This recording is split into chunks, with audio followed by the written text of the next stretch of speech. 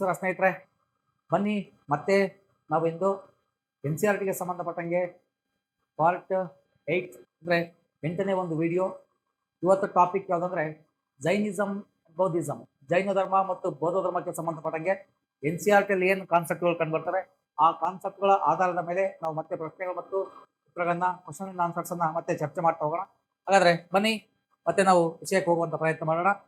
Buddhism and Jainism ಅಂದ್ರೆ ಬೌದ್ಧ ಧರ್ಮ ಮತ್ತು ಜೈನ ಧರ್ಮಕ್ಕೆ ಸಂಬಂಧಪಟ್ಟಂಗೆ ಎನ್ ಸಿ ಆರ್ ಟಿಯಲ್ಲಿ ಏನೇನೋ ಯಾವ್ಯಾವ ಕ್ವಶನ್ಸ್ಗಳನ್ನ ಕೇಳಿದ್ದಾರೆ ಮತ್ತೆ ಎನ್ ಸಿ ಆರ್ ಟಿಗೆ ಸಂಬಂಧಪಟ್ಟಂಗೆ ಏನು ಕಾನ್ಸೆಪ್ಟ್ ಇದಾವೆ ಆ ಕಾನ್ಸೆಪ್ಟ್ ವೈಸ್ ನಾವು ಇವತ್ತು ಟಾಪಿಕ್ ವೈಸ್ ಪ್ರಶ್ನೆಗಳನ್ನ ಚರ್ಚೆ ಮಾಡ್ತಾ ವಿಷಯಗಳನ್ನ ತಿಳ್ಕೊಳ್ತಾ ಹೋಗೋಣ. ಬನ್ನಿ ಹಾಗಾದ್ರೆ ಮೊದಲ ಒಂದು ಪ್ರಶ್ನೆ ಏನಿದೆ ಅಂತ ನೋಡ್ತಾ ಹೋಗೋಣ. Before the advent of Buddhism and Jainism under Gautama Buddha and Mahavira many religious thought were prevalent in India. Which among the following was where religious India so idea followed by people before the ಅಂತ ಇದೆ. ಅಂದ್ರೆ ಇಲ್ಲಿ ಅರ್ಥ ಏನಾಗ್ತದ್ರೆ, ಗೌತಮ ಬುದ್ಧ ಮತ್ತು ಮಹಾವೀರರ ಅಡಿಯಲ್ಲಿ ಗೌತಮ ಬುದ್ಧ ಮತ್ತು ಮಹಾವೀರರ ಅಡಿಯಲ್ಲಿ ಜೈನ ಮತ್ತು ಬೌದ್ಧ ಧರ್ಮದ ಆಗಮನ ಮೊದಲಾಗುತ್ತೆ. ಭಾರತದಲ್ಲಿ ಅನೇಕ ಧಾರ್ಮಿಕ ಚಿಂತನೆಗಳು ಪ್ರಸ್ತುತದಲ್ಲಿರ್ತವೆ. ಹಾಗಾದ್ರೆ ಈ ಒಂದು ಕೆಳಗಿನವುಗಳಲ್ಲಿ ಯಾವುದನ್ನ ಅವರ ಹಿಂದಿನ ಜನರು ಅನುಸರಿಸುತ್ತಿದ್ದರು ಅಥವಾ ಧಾರ್ಮಿಕ ಕಲ್ಪನೆಗಳನ್ನು ಅನುಸರಿಸ್ತಾ ಇದ್ರು ಅಂತ ಹೇಳ್ತಾರೆ. ಹಾಗಾದ್ರೆ ಇಲ್ಲಿ ಕಾನ್ಸೆಪ್ಟ್ ಏನಂತ ಬಂದಾಗ ನಾವಿಲ್ಲಿ ಕೆಲವೊಂದು ವಿಷಯಗಳನ್ನ ನೋಡ್ತಾ ಹೋಗ್ತೀವಿ. ಏನಾಗಾದ್ರೆ ಕಾನ್ಸೆಪ್ಟ್ ಅಂತ ಬಂದಾಗ ನೋಡಿ, ಇಲ್ಲಿ ಗೌತಮ ಬುದ್ಧ ಮತ್ತು ಮಹಾವೀರನ ಅಡಿಯಲ್ಲಿ ಬೌದ್ಧ ಮತ್ತು ಜೈನ ಧರ್ಮದ ಆಗಮನದ ಮೊದಲ ಒಂದು ಭಾರತದಲ್ಲಿ ಅನೇಕ ಧಾರ್ಮಿಕ ಚಿಂತನೆಗಳು ನಡೀತಾ ಇದ್ವು ಅಂದ್ರೆ ಈ ಕೆಳಗಿನವರು ಯಾವುದನ್ನು ಅವರು ಹಿಂದಿನ ಜನರು ಅನುಸರಿಸ್ತಾ ಇದ್ರು, ಅವ್ರ ಕಲ್ಪನೆ ಇತ್ತು ಅಂತ ಹೇಳ್ತಾರೆ. ಹಾಗಾದ್ರೆ ಜನರು ಸಾಮೂಹಿಕವಾಗಿ ಯಜ್ಞಗಳನ್ನ ಮಾಡ್ತಾ ಇದ್ರು. 100% ಸಾಮೂಹಿಕವಾಗಿ ಜನ ಮೊದಲು ಯಜ್ಞಗಳನ್ನ ಮಾಡ್ತಾ ಇದ್ರು. ಇದು ಸರಿಯಾಗಿದೆ. ಆನ್ಸರ್ ಏನಾಗಿದೆ, ಇದು ಸಾಮೂಹಿಕವಾಗಿ ಜನ ಯಜ್ಞಗಳನ್ನ ಮಾಡ್ತಾ ಇದ್ರು ಅನ್ನೋದು ಒಂದು ಸರಿ ಇದೆ. ಎಸ್, ಹೌದು, ಇದು ಸಹಿತ ಹೌದ್ರಿ. ಯಾಕಂದ್ರೆ ಈ ಬೌದ್ಧ ಧರ್ಮ ಜೈನ ಧರ್ಮ ಬರೋಕ್ಕಿಂತ ಮುಂಚಿತವಾಗಿ ಜನ ಯಜ್ಞ ಯಾಗಗಳನ್ನ ಮಾಡ್ತಾ ಇದ್ರು. ಖಂಡಿತವಾಗಿ ಇದು ಸರಿ ಇದೆ. ಮತ್ತು ವಿಷಯಕ್ಕೆ ಹೋಗೋಣ. ಜನರು ವೈದಿಕ ದೇವತೆಗಳಾದ ಅಗ್ನಿ, ಇಂದ್ರ ಮತ್ತು ಸೋಮರನ್ನ ಪೂಜೆ ಮಾಡ್ತಾ ಇದ್ರು. 100% ಇದು ಸಹಿತ ಸರಿ ಇದೆ. ಯಾಕಂದ್ರೆ ವೈದಿಕ ಕಾಲದಲ್ಲಿ ಇಂದ್ರನ್ ಪೂಜೆ ಮಾಡ್ತಾರೆ, ಅಗ್ನಿಯನ್ ಪೂಜೆ ಮಾಡ್ತಾರೆ, ಸೋಮರನ್ನ ಪೂಜೆ ಮಾಡ್ತಾರೆ. ನಿಮ್ಗೆ ಗೊತ್ತಿರಲಿ, ಅಗ್ನಿ ದೇವರನ್ನ ಮನುಷ್ಯ ಮತ್ತು ದೇವರ ನಡುವಿನ ಕೊಂಡಿ ಅಂತ ಕರಿತಾ ಇದ್ರು. ಇಂದ್ರನನ್ನ ಯುದ್ಧ ಮತ್ತು ಶಾಂತಿ ದೇವರು ಅಂತ ಕರಿತಾ ಇದ್ರು. ಸೋಮರನ್ನ ಈ ಸರಾಯಿ ದೇವರು ಅನ್ನಕ್ಕೆ ಸಂಬಂಧಪಟ್ಟಂಗೆ ಇಲ್ಲಿ ಸೋಮರು ಸಾರ್ಥೈಕಗೊಳ್ತೀವಿ. 9ನೇ ಮಂಡಲ ಸೋಮ ದೇವರ ಬಗ್ಗೆ ಸಹಿತ ಮಾಹಿತಿ ಇದೆ. ಇವೆಲ್ಲವೂ ಸಹಿತ ಸರಿ ಇದೆ. ಹಾಗಾದ್ರೆ ಇದು ಸಹಿತ ಸರಿಯಾಗಿದೆ. Next 3 options. ಜನರು ಜೀವನದ ಅರ್ಥದ ಬಗ್ಗೆ ಪ್ರಶ್ನೆಗಳನ್ನ ಚರ್ಚಿಸುವಲ್ಲಿ ಚರ್ಚಿಸಿದ್ರ ಮತ್ತದನ್ನ ಬರೆಯುತ್ತಿದ್ರು ಅಂತಿದೆ. ಅದ್ರ ನೋಡ್ರಿ, ಜನರು ಜೀವನದ ಅರ್ಥದ ಬಗ್ಗೆ ಪ್ರಶ್ನೆಗಳನ್ನ ಚರ್ಚೆ ಮಾಡ್ತಾ ಇದ್ರು ಮತ್ತೆ ಅದ್ರ ಬಗ್ಗೆ ಬರೀತಾ ಇದ್ರು ಅಂದ್ರೆ ಇದು ಸಹಿತ ಇದೆ. ಅಂದ್ರೆ ಇಲ್ಲಿ ಜೀವನದಲ್ಲಿ ಇರ್ತಕ್ಕಂಥ ಕೆಲವು ಪ್ರಶ್ನೆಗಳು ಏನ್ ಬರ್ತವೆ ಮತ್ತೆ ಕೆಲವು ಜೀವನದ ಸಂಗತಿಗಳೇನವೆ ಅವನ್ನೆಲ್ಲ ಏನ್ ಮಾಡ್ತಾ ಇದ್ರು, ಚರ್ಚೆ ಮಾಡ್ತಾ ಇದ್ರು, ಅವುಗಳ ಬಗ್ಗೆ ಬರ್ದಿಕ್ತಿದ್ರು. ಅಂದ್ರೆ ಇದು ಸಹಿತ ನಮಗೆ ಸರಿಯಾಗಿರುತ್ತೆ. ಹಾಗಾದ್ರೆ ಆನ್ಸರ್ ಇಲ್ಲಿ ಏನಾಗಿದೆ, ಮೇಲಿನ ಎಲ್ಲವೂ ಅಂತ ಇದೆ. ಆನ್ಸರ್ ಬಂದು ನಮಗೆ ಮೇಲಿನ ಎಲ್ಲವೂ ಅಂತ ನಾವು ಕಂಡುಬರ್ತಕ್ಕಂಥದ್ದು. ಹಾಗಾದ್ರೆ ಗೌತಮ ಬುದ್ಧನ ಮತ್ತು ಮಹಾವೀರನ ಅಡಿಯಲ್ಲಿ ಬೌದ್ಧ ಮತ್ತು ಜೈನ ಧರ್ಮದ ಆಗಮನದ ಮೊದಲು ಭಾರತದಲ್ಲಿ ಯಾವೆಲ್ಲ ಆಚರಣೆಗಳು ಇದ್ದವು ಅಂದ್ರೆ, ಜನರು ಸಾಮೂಹಿಕವಾಗಿ ಯಜ್ಞಗಳನ್ನು ಮಾಡ್ತಾ ಇದ್ರು. ಜನರು ವೈದಿಕ ದೇವತೆಗಳಾದ ಅಗ್ನಿ, ಇಂದ್ರ ಮತ್ತು ಸೋಮರನ್ನು ಪೂಜೆ ಮಾಡ್ತಾ ಇದ್ರು. ನೋಡಿ, ಸೋಮರಸ ಅಂತ ಇದೆ. ಸೋಮರನ್ನ ದೇವರನ್ನು ಪೂಜೆ ಮಾಡ್ತಾ ಇದ್ರು. ಜನರು ಜೀವನದ ಅರ್ಥದ ಬಗ್ಗೆ ಪ್ರಶ್ನೆಗಳನ್ನ ಚರ್ಚೆ ಮಾಡ್ತಾ ಇದ್ರು, ಅವುಗಳ ಬಗ್ಗೆ ಬರೀತಾ ಇದ್ರು. ಅಂದ್ರೆ ಎಲ್ಲವೂ ಸಹಿತ ನಮಗೆ ಸರಿಯಾಗಿ ಆಗುತ್ತೆ. ಹಾಗಾದ್ರೆ ಆನ್ಸರ್ ಬಂದು ಡಿ ಅಂತ ಹೇಳಿ ನಾವು ಕರೀತಾ ಹೋಗ್ತೀವಿ. ಬನ್ನಿ ನೆಕ್ಸ್ಟ್ ಒಂದು ಪ್ರಶ್ನೆಗೆ ನಾವು ಚರ್ಚೆ ಮಾಡ್ತಾ ಹೋಗೋಣ. ನೆಕ್ಸ್ಟ್ ಕಾನ್ಸೆಪ್ಟ್ ಬಂದು 6ನೇ ಶತಮಾನದಲ್ಲಿ ಆಪ್ಷನ್ಸ್ ನೋಡಿದ್ವಿ. Consider the following statements regarding the origin of Buddhism and Jainism the 6th century BC ಅಂತ ಇದೆ. ಅಂದ್ರೆ 6ನೇ ಶತಮಾನದಲ್ಲಿ ಬೌದ್ಧ ಮತ್ತು ಜೈನ ಧರ್ಮದ ಮೂಲದ ಬಗ್ಗೆ ಈ ಕೆಳಗಿನ ಯಾವ ಹೇಳಿಕೆಗಳನ್ನು ಪರಿಗಣಿಸಿ ಅಂತ ಇದೆ. ಅಂದ್ರೆ ಮತ್ತೆ ಅದರಲ್ಲಿ ಕೊಟ್ಟಿದ್ದಾರೆ ಮೇಲೆ ನೀಡಿದ ಹೇಳಿಕೆಗಳಲ್ಲಿ ಯಾವುದು ತಪ್ಪಾಗಿದೆ ಅಂತ.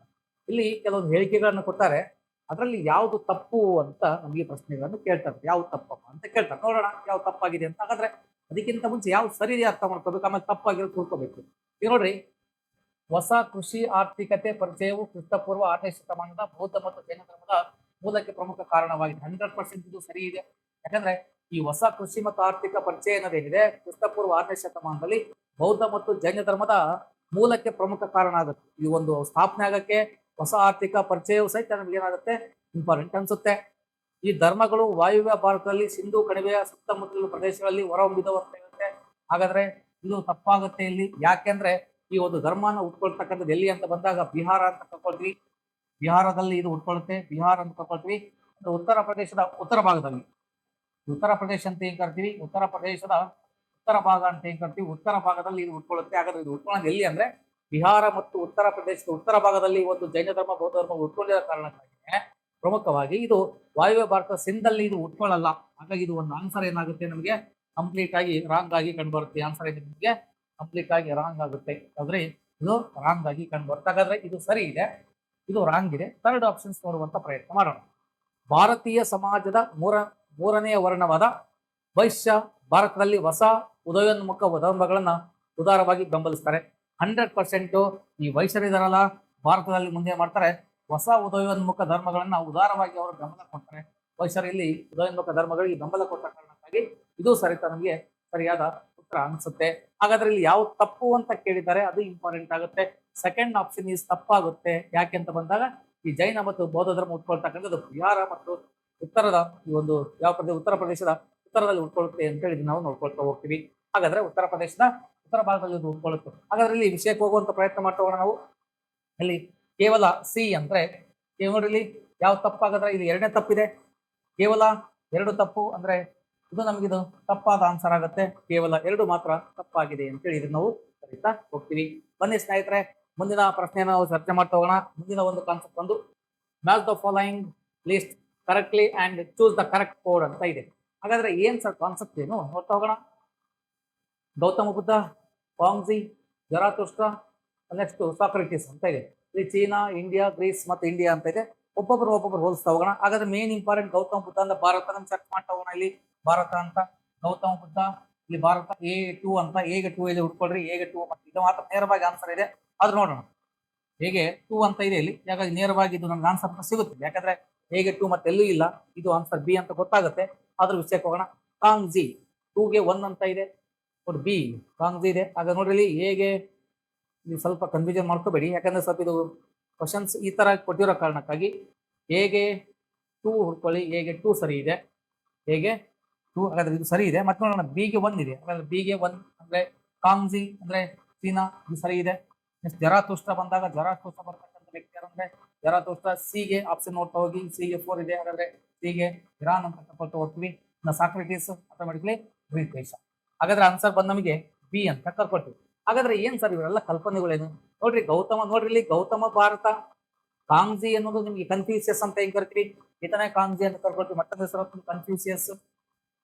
ಕನ್ಫ್ಯೂಸಿಯಸ್ ಅಂತ ಕರ್ಕೊಳ್ತೀವಿ, ಕನ್ಫ್ಯೂಸಿಯಸ್ ಅಂತ ಕರ್ಕೊಳ್ತೀವಿ. ಈತನನ್ನ ಕಾಂಗ್ಜಿಯನ್ನ ಕನ್ಫ್ಯೂಸಿಯಸ್ ಕರ್ಕೊಳ್ತೀವಿ.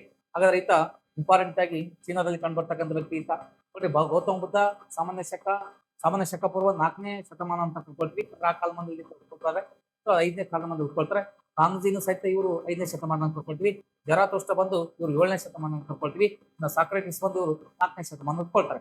ಹಾಗಾದ್ರೆ ಸಾಕ್ರೆಟಿಸ್ಗೆ ಸಂಬಂಧಪಟ್ಟಂಗೆ ಇವರು ಗ್ರೀಸ್ ಕಂಡು ಬರ್ತಾರೆ, ಜರಾತುಷ್ಟ್ರ ಇರಾನ್ ಕಂಡು ಬರ್ತಾರೆ, ಕಾಂಗ್ಜಿ ಏನಾದ್ರೆ ಗೌತಮ ಬುದ್ಧ ಭಾರತ ಅಂತ ಹೇಳಿ ನಾವು ಕರ್ಕೊಳ್ತಾ ಹೋಗ್ತೀವಿ. ಹಾಗಾದ್ರೆ ಆನ್ಸರ್ ಬಂದು ನಮಗೆ ಬಿ ನಮಗೆ ಸರಿಯಾದ ಉತ್ತರ ಅಂತ ಹೇಳಿ ಇದನ್ನ ಕರ್ಕೊಳ್ತಾ ಹೋಗ್ತೀವಿ. ನೋಡಿ, ಬಹಳ ಸಿಂಪಲ್ ಪ್ರಶ್ನೆಗಳು, ನಮ್ಗೆ ಈಸಿಯಾಗಿ ಕೇಳ್ತಾರೆ. ಬಟ್ ಕೇಳುವನ್ನು ಚೆನ್ನಾಗಿ ಅರ್ಥ ಮಾಡ್ಕೊಂಡು ಆನ್ಸರ್ ಮಾಡ್ತಾ ಹೋದ್ರೆ ಸುಲಭವಾಗಿ ಆನ್ಸರ್ಗಳನ್ನ ಹುಡುಕ್ಲಿಕ್ಕೆ ನಿಮಗೆ ಈಸಿ ಆಗುತ್ತೆ. ಬನ್ನಿ ಮುಂದಿನ ಒಂದು ಪ್ರಶ್ನೆಗೆ ಹೋಗೋಣ. ನಾವಿಲ್ಲಿ ಗೌತಮ ಬುದ್ಧ ಅಂಡ್ ಬುದ್ಧಿಸಂ ಅಂತ ಇದೆ. ಹಾಗಾದ್ರೆ consider the following statements with reference early life of Gautama Buddha. Early life ಅಂದ್ರೆ ಬುದ್ಧನ ಒಂದು ಮುಂಚಿನ ಜೀವನದ ಬಗ್ಗೆ ಪ್ರಶ್ನೆಗಳನ್ನು ಕೇಳ್ತಾರೆ. ಏನ್ ಪ್ರಶ್ನೆ ನೋಡಿ, ಗೌತಮ ಬುದ್ಧ ಆರಂಭಿಕ ಜೀವನ ಅಂತ, ಅರ್ಲಿ ಲೈಫ್ ಅಂದ್ರೆ ಆರಂಭಿಕ ಜೀವನವನ್ನ ಉಲ್ಲೇಖಿಸಿ ಕೆಳಗಿನ ಹೇಳಿಕೆಗಳನ್ನು ಪರಿಗಣಿಸಿ ಅಂತ ಇದೆ. ಹಾಗಾದ್ರೆ ಇಲ್ಲಿ ಏನ್ ಕಾನ್ಸೆಪ್ಟ್ ಅಂದ್ರೆ ಚಾಪ್ಟರ್ 9ನೇ ಚಾಪ್ಟರ್ ಅಂದ್ರೆ ಕ್ಲಾಸ್ 11ನೇ ಕ್ಲಾಸ್ ಅಲ್ಲಿ ಓಲ್ಡ್ NCERT ಅಲ್ಲಿ ಕಂಡುಬರ್ತಕ್ಕಂಥ ಒಂದು ಕಾನ್ಸೆಪ್ಟ್. 9ನೇ ಒಂದು ಚಾಪ್ಟರ್ ಇದೆ, 11ನೇ ಕ್ಲಾಸ್ ಅಲ್ಲಿ ಕಂಡುಬರ್ತಕ್ಕಂಥದ್ದು. ಇದು ಓಲ್ಡ್ NCERT ಹಳೆ NCERT ಅಲ್ಲಿ ಕಂಡುಬರ್ತಕ್ಕಂಥದ್ದು. ನೋಡ್ರಿ, ಹಾಗಾದ್ರೆ ಏನಿದೆ ಆಪ್ಷನ್ ನೋಡ್ತೋಗೋಣ. ಇಲ್ಲಿ ಮತ್ತೆ ಕೆಳಗಿದೆ ಆಪ್ಷನ್, ಮೇಲೆ ನೀಡಿರುವ ಹೇಳಿಕೆಗಳಲ್ಲಿ ಯಾವುದು ತಪ್ಪಾಗಿದೆ. ಗೌತಮ ಬುದ್ಧನ ಆರಂಭಿಕ ಜೀವನದಲ್ಲಿ ಒಂದು ಪ್ರಶ್ನೆ ಕೊಟ್ಟಿದ್ವಿ, ಅದರಲ್ಲಿ ಯಾವುದು ಇವನ ಹೇಳಿಕೆ ತಪ್ಪಾಗಿದೆ ಅಂತ ಹೇಳಿದ್ರು. ನೋಡೋಣ. ಹಾಗಾದ್ರೆ ಅವರು ಕಪಿಲ ವಸ್ತುವಿನ ರಿಪಬ್ಲಿಕ್ ಶಾಖೆ ಕುಲಕ್ಕೆ ಸೇರ್ತವ್ರೆ.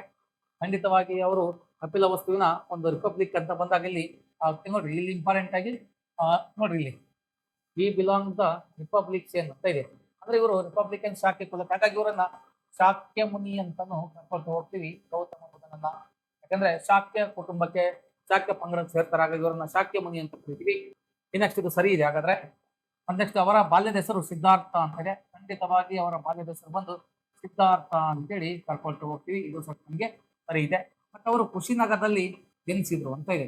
ಇದು ನಮಗೆ ಖಂಡಿತವಾಗಿ ತಪ್ಪಾಗುತ್ತೆ. ಯಾಕಂದ್ರೆ ಜನನ ಬಂದು ಗೌತಮ ಬುದ್ಧನ ಜನನ ಬಂದು ಇಂಪಾರ್ಟೆಂಟ್ ನೋಡ್ತಾ ಹೋಗಿ, ಗೌತಮ ಬುದ್ಧನ ಜನನ ಬುದ್ಧ ಜನಿಸಿದಂದ್ರೆ ನೇಪಾಳದ ನೇಪಾಳದ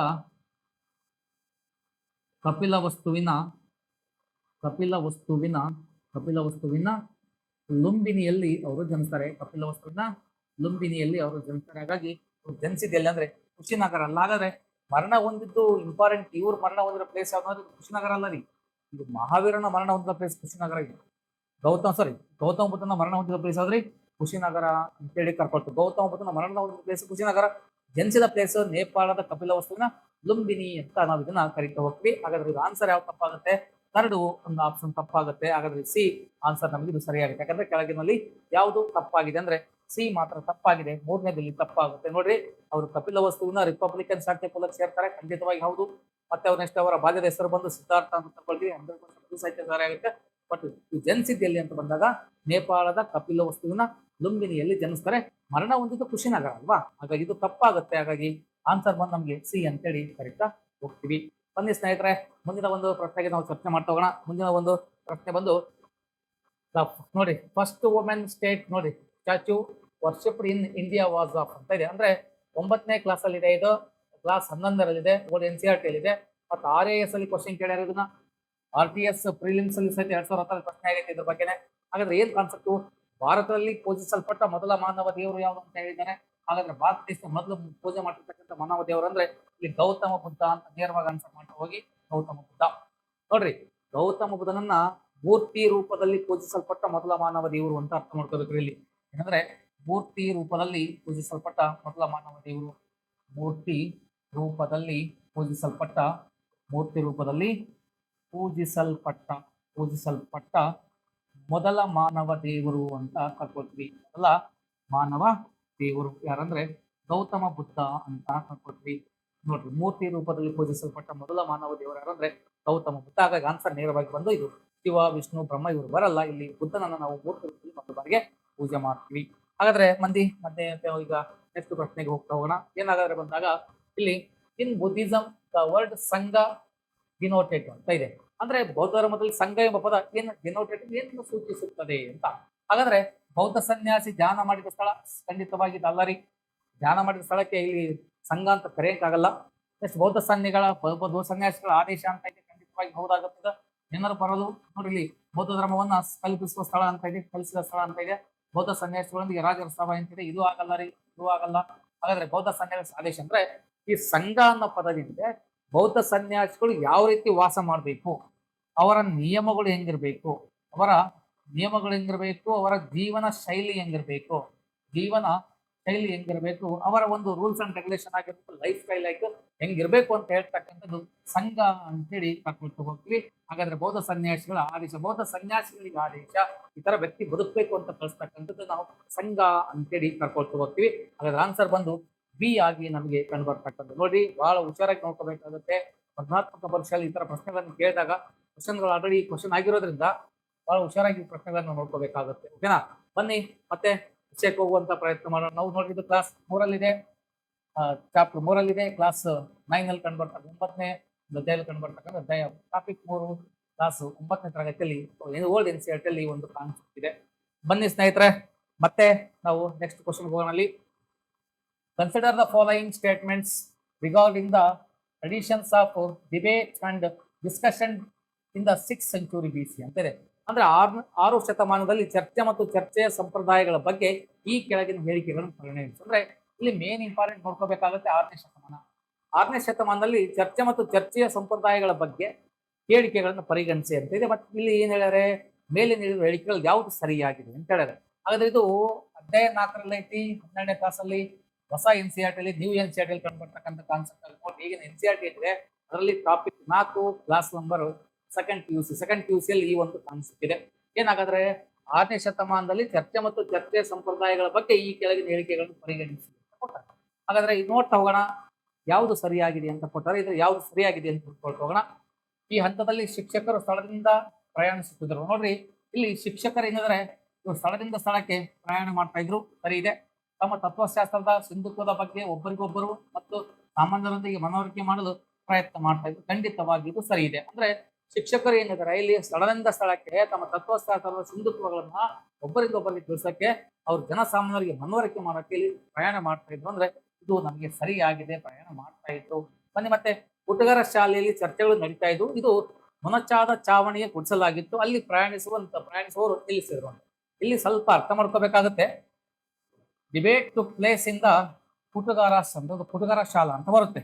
which was the youth with a pointed route were travelling ಇನ್.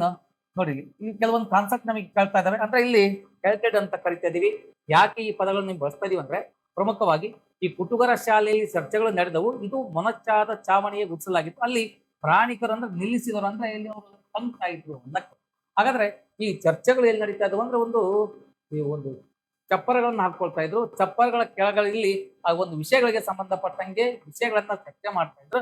ಮತ್ತೆ ಅವು ಏನಾಗಿದ್ದು ಅವರಿಗೆ ಒಂದು ವಾಸ ಸ್ಥಳವಾಗಿದ್ದು, ತಂಗು ಸ್ಥಳವಾಗಿದ್ದು ಅಂತ ಅಲ್ಲೇ ಅವರು ಉಳ್ಕೊಳ್ತಾ ಇದ್ರು.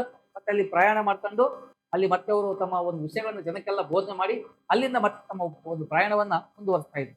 ಅಂದ್ರೆ ವಾಸಸ್ಥಳಗಳನ್ನ ನಾವ್ ಏನ್ ಕರ್ತೀವಿ ಹಾಗಾದ್ರೆ ಹುಡುಗರ ಶಾಲೆ ಅಂತ ಕರ್ಕೊಳ್ತೀವಿ. ನೋಡ್ರಿ ಇಂಪಾರ್ಟೆಂಟ್ ಇದೆ ನಿಮಗೆ, ಹುಡುಗರ ಶಾಲಾ ಅಂತ ಕರೀತಾ ಇದೆ. ಇದು ಇಂಪಾರ್ಟೆಂಟ್ ಆಗುತ್ತೆ.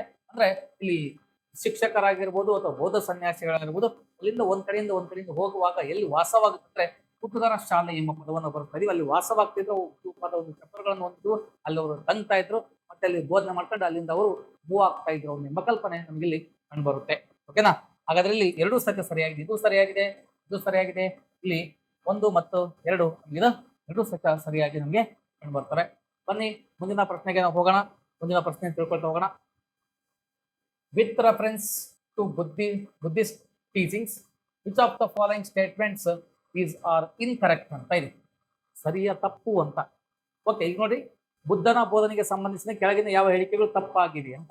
ಹಾಗಾದ್ರೆ ಇದು ಕ್ಲಾಸ್ 4 ಸೆಕೆಂಡ್ PUC NCERT ಕಂಡು ಬರ್ತಕ್ಕಂಥದ್ದು. ಹೊಸ NCERT ಗೌತಮ ಬುದ್ಧನ ಮಾನವರ ಸಾಮಾಜಿಕ ಪ್ರಪಂಚವನ್ನು ಸೃಷ್ಟಿಸುವುದಕ್ಕಿಂತ ಹೆಚ್ಚಾಗಿ ದೈವಿಕ ಮೂಲವನ್ನ ಈತ ಪರಿಗಣಿಸ್ತಾನೆ. ಖಂಡಿತವಾಗಿ ಇದು ನಮಗೆ ಸರಿಯಾಗಿ ಕಂಡು ಬರ್ತಕ್ಕಂಥದ್ದು. ಇನ್ನು ನೆಕ್ಸ್ಟ್ ಇಂಪಾರ್ಟೆಂಟ್, ಮುಕ್ತಿಯನ್ನ ಪಡೆಯಲು ಬೌದ್ಧ ಸಂಘದ ಸಹಭಾಗಿತ್ವ ಮತ್ತು ಮಾರ್ಗದರ್ಶನ ಅಗತ್ಯ ಅಂತ ಇದು ತಪ್ಪಾಗುತ್ತೆ.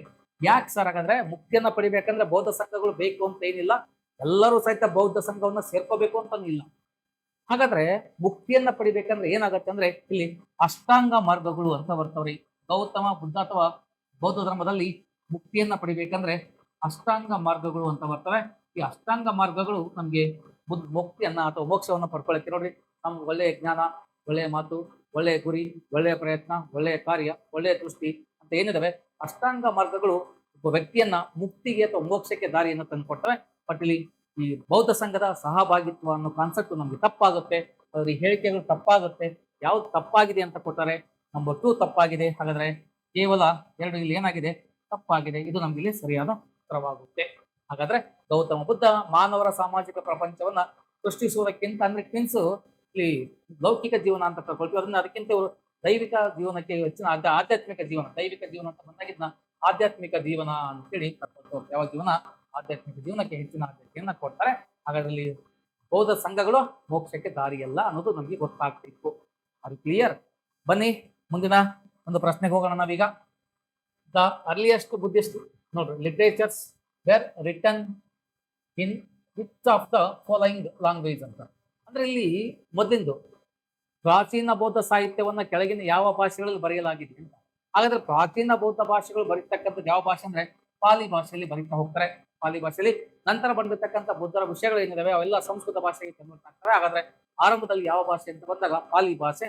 ಹಾಗಾದ್ರೆ ಈ ಬೌದ್ಧ ಧರ್ಮ ಅನ್ನೋದೇನಿದೆ, ಬೌದ್ಧ ಧರ್ಮದಲ್ಲಿ ಆರಂಭದಲ್ಲಿ ಕಂಡುಬರ್ತಕ್ಕಂಥ ವಿಷಯಗಳು ಪಾಲಿ ಭಾಷೆ ಆದ್ರೆ ಜೈನ ಧರ್ಮದಲ್ಲಿ ಪ್ರಾಕೃತ ಭಾಷೆ ಅಂತ ತಗೊಳ್ತೀವಿ. ಯಾವ ಭಾಷೆ?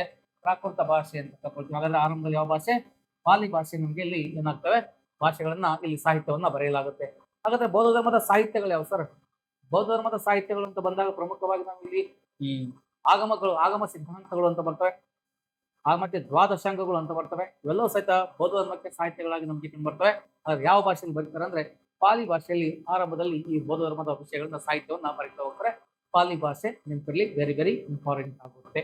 ಬನ್ನಿ ಮತ್ತೆ ನೆಕ್ಸ್ಟ್ ಪ್ರಶ್ನೆಗೆ ಹೋಗುವಂತ ಪ್ರಯತ್ನ ಮಾಡೋಣ. Who among the following were not allowed to be ಈ ಮೆಂಬರ್ ಆಫ್ ಸಂಘ ಅಂತ. ಅಂದ್ರೆ ಈ ಕೆಳಗಿನವರಲ್ಲಿ ಯಾರಿಗೆ ಸಂಘದ ಸದಸ್ಯರಾಗಲು ಅವಕಾಶವಿರಲಿಲ್ಲ ಅಂತ ಹೇಳಿ. ಒಂದು ಬೌದ್ಧ ಸಂಘಗಳಾಗಬೇಕಂದ್ರೆ, ಜೈನ ಸಂಘಗಳಾಗಬೇಕಂದ್ರೆ, ಸಂಘದ ಸದಸ್ಯರಾಗಬೇಕಂದ್ರೆ ಕೆಲವೊಂದರಿಗೆ ಅವೆಲ್ಲ ಅಂದ್ರೆ ಇಲ್ಲಿ ಪರ್ಮಿಷನ್ ಇದ್ದಿಲ್ಲ, ಅವಕಾಶ ಇರಲಿಲ್ಲ. ಹಾಗಾದ್ರೆ ಯಾರಾಗಾದ್ರೆ ಮಹಿಳೆಯರಿಗೆ ಗುಲಾಮರು, ಸಾಲಗಾರರು ಅಂತ ಇದೆ. ಮಹಿಳೆಯರು ಭಾಗವಹಿಸ್ತಾ ಇದ್ರು ನೆನ್ಪಿಡ್ಲಿ. ಫಾರ್ ಎಕ್ಸಾಂಪಲ್, ಈ ಗೌತಮ ಬುದ್ಧನ ಸಾಕು ತಾಯಿ ಪ್ರಜಾಪತಿ ಏನಿದ್ದಾಳೆ, ಆಕೆ ಬೌದ್ಧ ಧರ್ಮವನ್ನು ಸ್ವೀಕಾರ ಮಾಡಿರ್ತಕ್ಕಂಥ ಮೊದಲ ಮಹಿಳೆ ಆಕಿ, ಇನ್ನ ಗೌತಮಿ ಅಂತ ಕರ್ಕೊಳ್ತಾರೆ. ಅದು ಮಹಿಳೆಯರಿಗೆ ಅವಕಾಶ ಇತ್ತು ಅಲ್ಲಿ. ಹಾಗಾದ್ರೆ ಗುಲಾಮರಿಗೆ ಇಲ್ಲಿ ಅವಕಾಶ ಇಲ್ಲ, ಗುಲಾಮರು ಭಾಗಿಯಾಗುವಂತಿದ್ದಿಲ್ಲ, ಸಾಲಗಾರರು ಸಹಿತ ಭಾಗಿಯಾಗುವಂತಿಲ್ಲ ಸಂಘಕ್ಕೆ.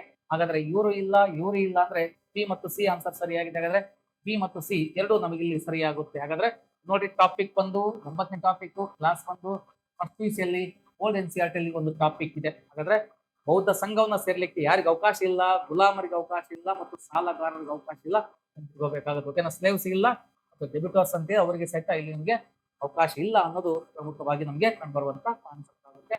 ಬನ್ನಿ ಮುಂದಿನ ಪ್ರಶ್ನೆಗೆ ಹೋಗುವಂತ ಪ್ರಯತ್ನ ಮಾಡೋಣ.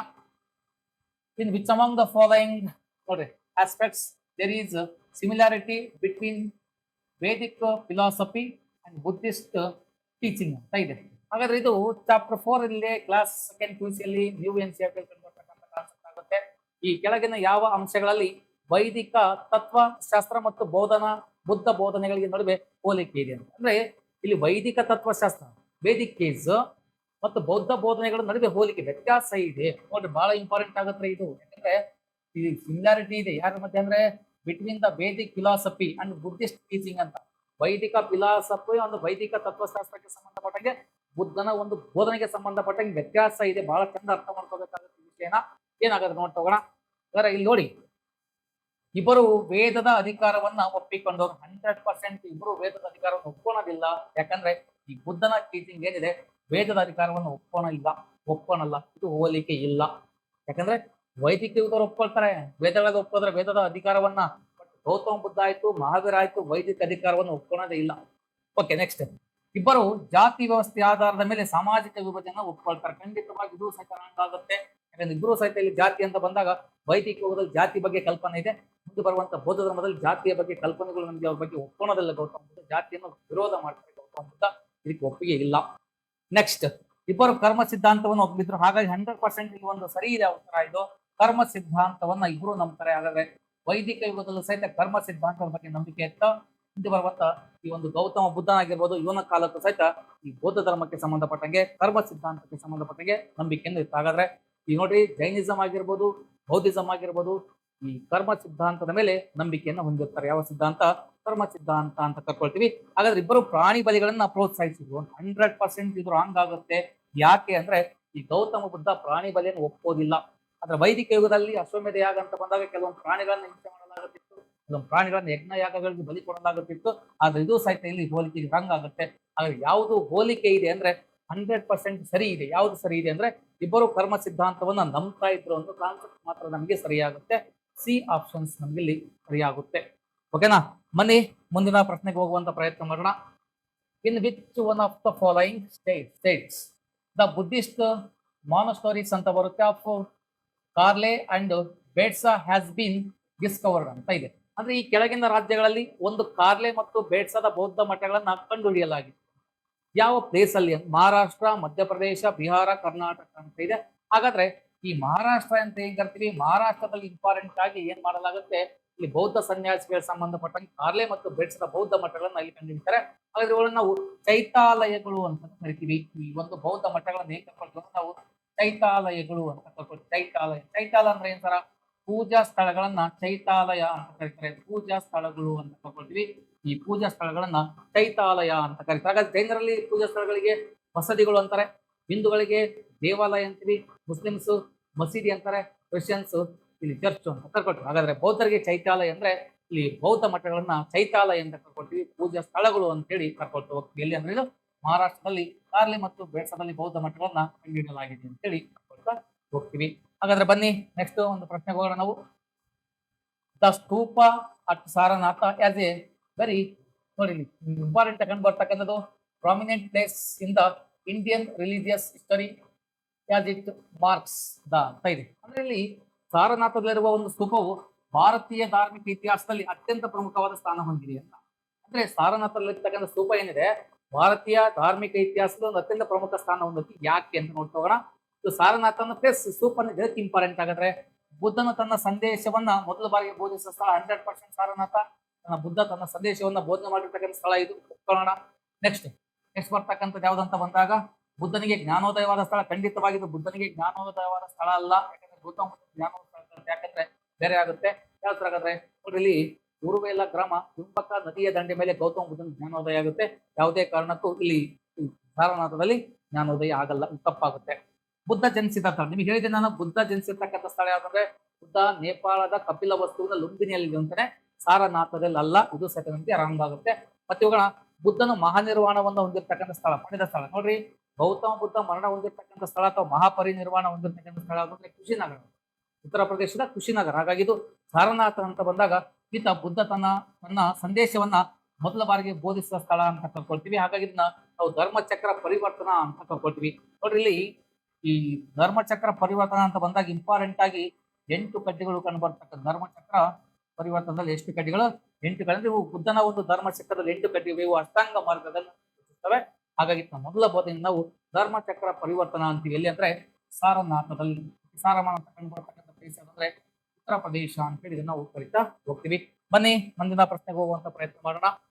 Which among the following define the concept of nirvana in Buddhism ಅಂತ ಇದೆ. ಅಂದ್ರೆ ಕೆಳಗಿನ ಯಾವುದು ಬೌದ್ಧ ಧರ್ಮದಲ್ಲಿ ನಿರ್ವಾಣ ಪರಿಕಲ್ಪನೆಯನ್ನ ವ್ಯಾಖ್ಯಾನಿಸುತ್ತದೆ ಅಂತ. ನಿರ್ವಾಣ ಅಂದ್ರೆ ಮರಣ ಅನ್ನೋ ಒಂದು ಕಾನ್ಸೆಪ್ಟ್ ನೋಡ್ಕೊಳ್ತಾ ಹೋಗ್ತೀವಿ. ಸಾವು ಮತ್ತು ಹುಟ್ಟಿನ ಚಕ್ರದಿಂದ ಮುಕ್ತಿ ಅಂತ 100% ಸಾವು ಮತ್ತು ಹುಟ್ಟಿನಿಂದ ಮುಕ್ತಿಯನ್ನ ಪಡ್ಕೊಂಡ್ರೆ ಇಲ್ಲಿ ಮನುಷ್ಯನ ಜನ್ಮ ಸಾಕಾಗಿ ಮನುಷ್ಯ ಮರಣತ್ವದಿಂದ ಆ ಮರಣತ್ವವನ್ನು ಪಡೆಯುವುದು ಅಂತ. ನೋಡ್ರಿ, ಇಲ್ಲಿ ನಮ್ಗೆ ಏನ್ ಕಾನ್ಸೆಪ್ಟ್ ಕಂಡು ಬರುತ್ತೆ ಅಂದ್ರೆ ಪ್ರಮುಖವಾಗಿ ನಾವು ಕಂಡು ಬರ್ತಕ್ಕಂಥ ಒಂದು ಕಾನ್ಸೆಪ್ಟ್ ಅಂದ್ರೆ ಇಲ್ಲಿ ನಮಗೆ ಒಂದು ಉಪನಿಷತ್ತು ಬರುತ್ತೆ. ಯಾವ ಉಪನಿಷತ್ತು ಅಂತ ಬಂದಾಗ ಬೃಹದಾರಣ್ಯಕ ಉಪನಿಷತ್ತು. ಬೃಹದಾರಣ್ಯಕ ಉಪನಿಷತ್ತಲ್ಲಿ ಏನ್ ಕಾನ್ಸೆಪ್ಟ್ ಅಂದ್ರೆ ಅಸತೋಮ ಸದ್ಗಮಯ, ತಮಸೋಮ ಜ್ಯೋತಿರ್ಗಮಯ, ಮೃತ್ಯೋಮ ಅಮೃತಂಗಮಯ ಅಂತ ಇದೆ. ಅಂದ್ರೆ ಮೃತ್ಯೋಮ ಅಮೃತಂಗಮಯ ಅಂದ್ರೆ ಹುಟ್ಟು ಸಾವುಗಳ ಜಂಜಾಟದಿಂದ ವ್ಯಕ್ತಿ ಮರಣತ್ವದಿಂದ ಆ ಮರಣತ್ವವನ್ನು ಪಡೆಯುವ ಎಂಬ ಕಲ್ಪನೆ. ಹಾಗಾದ್ರೆ ಸಾವು ಮತ್ತು ಹುಟ್ಟಿನ ಚಕ್ರದಿಂದ ಮುಕ್ತಿಯನ್ನು ಪಡೆಯುವುದಂತ ಒಂದು ಕಲ್ಪನೆ. ಸ್ವಯಂ ಸಂಪೂರ್ಣ ವಿನಾಶ ಅಂತ ಇದೆ, ಇದು ರಾಂಗ್ ಆಗುತ್ತೆ. ಸಂಪೂರ್ಣ ಆನಂದ ಸ್ಥಿತಿ ಅಂತ ರಾಂಗ್ ಆಗುತ್ತೆ. ದುಃಖ ಮತ್ತು ಸಂತೋಷದಿಂದ ಮುಕ್ತಿ ಅಂತ ಇದೆ, ಹಾಗಾಗಿ ಇದು ರಾಂಗ್ ಆಗುತ್ತೆ. ನಿರ್ವಾಣ ಅಂತ ಬಂದಾಗ ಸಾವು ಮತ್ತು ಹುಟ್ಟಿನ ಚಕ್ರದಿಂದ ಒಬ್ಬ ವ್ಯಕ್ತಿ ಮುಕ್ತಿಯನ್ನ ಪಡಿತಕ್ಕಂತ ಒಂದು ಕಲ್ಪನೆ ಅಂತೇಳಿ ನಾವು ಕಲಿತಾ ಹೋಗ್ತೀವಿ. ಹಾಗಾದ್ರೆ ಮುಂದಿನ ಒಂದು ಪ್ರಶ್ನೆಗೆ ನಾವು ಹೋಗುವಂತ ಪ್ರಯತ್ನ ಮಾಡೋಣ. ಹಾಗಾದ್ರೆ ನೋಡಿ, ಇಲ್ಲಿ ಇಂಪಾರ್ಟೆಂಟ್ ಆಗಿ ನಾವು ಇಲ್ಲಿ ಕೆಲವೊಂದು ಕಾನ್ಸೆಪ್ಟ್ಗಳು ನೋಡ್ತಾ ಹೋಗ್ತೀವಿ. ನೋಡಿ, ಇಲ್ಲಿ ಬರ್ತಕ್ಕಂಥ ಎಷ್ಟು ಕಾನ್ಸೆಪ್ಟ್ ಏನಿದಾವೆ, ಎಷ್ಟು ಈ ಒಂದು ಕ್ವಶನ್ಸ್ ಏನಿದಾವೆ, 14 ಕ್ವಶನ್ಸ್ ಏನಿದಾವೆ. ಈ ಕ್ವಶನ್ಗಳನ್ನ ನಾವೇನ್ ಮಾಡ್ತಾ ಹೋಗೋಣ ಅಂತ ಬಂದಾಗ ಪ್ರಮುಖವಾಗಿ ಇವುಗಳನ್ನ ಇವತ್ತು ಅಧ್ಯಯನ ಮಾಡಿದೀವಿ. ನೆಕ್ಸ್ಟ್ ಬರುವಂತ ಒಂದು ವಿಡಿಯೋದಲ್ಲಿ ನೆಕ್ಸ್ಟ್ ಪ್ರಶ್ನೆಗಳನ್ನ ನಾವು ಚರ್ಚೆ ಮಾಡ್ತಾ ನೆಕ್ಸ್ಟ್ ವಿಷಯಗಳನ್ನ ನಾವು ತಿಳ್ಕೊಳ್ತಾ NCERTಗೆ ಸಂಬಂಧಪಟ್ಟಂಗೆ ಏನೆಲ್ಲ ಕಾನ್ಸೆಪ್ಟ್ ಇದಾವೆ ಆ ಕಾನ್ಸೆಪ್ಟ್ಗಳನ್ನ ಮತ್ತೆ ಪ್ರಶ್ನೆ ಮೂಲಕವಾಗಿ ನಾವು ತಗೊಂಡ್ಬಂದು ಮುಂದಿನ ತರಗತಿಯಲ್ಲಿ ಮತ್ತೆ ನಾವು ಸಿಗ್ತೀವಿ. ಮುಂದಿನ ಒಂದು ವಿಷಯಗಳನ್ನ ಮತ್ತೆ ಇದೆ ಜೈನಿಸಂ ಬೌದ್ಧಿಸಂಗೆ ಸಂಬಂಧಪಟ್ಟಂಗೆ ಇನ್ನೂ ಸುಮಾರು ಒಂದು ವಿಡಿಯೋಗಳಾಗ್ತವೆ. ಆ ವಿಡಿಯೋಗಳಲ್ಲಿ ಮತ್ತೆ ನಾವು ಸಿಗ್ತೀವಿ, ಅವುಗಳನ್ನ ಕಂಟಿನ್ಯೂ ಮಾಡೋಣ. ಜೈನಿಸಂ ಬೌದ್ಧಿಸಂ ಆದ್ಮೇಲೆ ಮೌರ್ಯ ಒಂದು ಡೈನೆಸ್ಟಿ ಬರುತ್ತೆ. ಮೌರ್ಯ ಡೈನೆಸ್ಟಿ ಆದ್ಮೇಲೆ ಬೇರೆ ಬೇರೆ ಬರುವಂತ ಎಲ್ಲಾ ಟಾಪಿಕ್ಗಳನ್ನ ಟಾಪಿಕ್ ವೈಸ್ ನಮಗೆ NCERTಗೆ ಸಂಬಂಧಪಟ್ಟಂಗೆ ಪ್ರಶ್ನೆಗಳನ್ನು ತಗೊಂಡು ಅವುಗಳಿಗೆ ಉತ್ತರಗಳನ್ನ ಹುಡ್ಕೊಂಡು ವಿಷಯಗಳನ್ನ ತಿಳ್ಕೊಳ್ತಾ ಹೋಗೋಣ. ಮುಂದಿನ ವಿಡಿಯೋದಲ್ಲಿ ಮತ್ತೆ ನಾವು ಸಿಗ್ತೀವಿ. Thank you for watching.